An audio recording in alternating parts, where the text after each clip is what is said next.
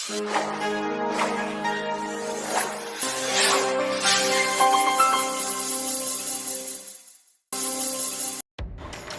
జిల్లా దర్శి మండలం కొత్తపల్లి పంచాయతీ పరిధిలోని అంగన్వాడీ కేంద్రాల్లో మంగళవారం జన భాగీదారీ కార్యక్రమం నిర్వహించారు.